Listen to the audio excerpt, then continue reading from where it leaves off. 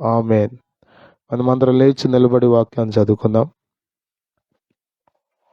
కీర్తనల గ్రంథం 26వ కీర్తన చదువుకుందాం. దయచేసి అందరూ లేచి నిలబడి కీర్తనల గ్రంథం 26వ కీర్తన చదువుకుందాం.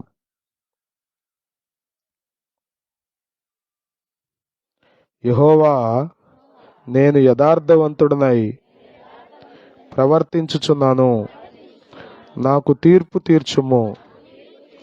ఏమియూ సందేహపడకుండా యెహోవా యందు నేను నమ్మిక ఉంచి ఉన్నాను. యెహోవా, నన్ను పరిశీలించుము, నన్ను పరీక్షించుము. నా అంతరింద్రియములను, నా హృదయమును పరిశోధించుము. నీ కృప నా కన్నుల ఎదుట ఉంచుకొని ఉన్నాను. నీ సత్యమును అనుసరించి నడుచుకొనుచున్నాను. పనికి మాలిన వారితో నేను సాంగత్యము చేయను, వేషధారులతో పొందు చేయను. దుష్టుల సంగము నాకు అసహ్యము, భక్తిహీనులతో సాంగత్యము చేయను. నిర్దోషినని నా చేతులు కడుగుకొందును. యెహోవా, నీ బలిపీఠము చుట్టూ ప్రదక్షిణము చేయుదును. అచ్చట కృతజ్ఞతాస్తుతులు చెల్లింతును. నీ ఆశ్చర్య కార్యములను వివరింతును.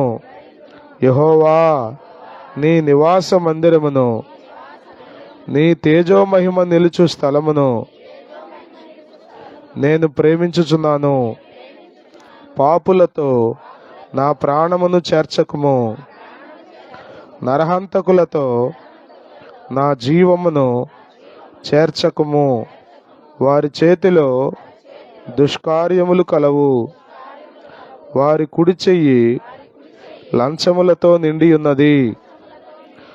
నేను యథార్థవంతుడనై నడుచుకొనుచున్నాను. నన్ను విమోచింపుము, నన్ను కరుణింపుము. సమభూమిలో నా పాదము నిలిపి ఉన్నాను. సమాజములలో యెహోవాను స్తుతించదను. చదవబడిన కీర్తన ప్రభు మనందరి వెనుకడిలో ఆశీర్వదించును గాక. దయచేసి కూర్చున్నాం.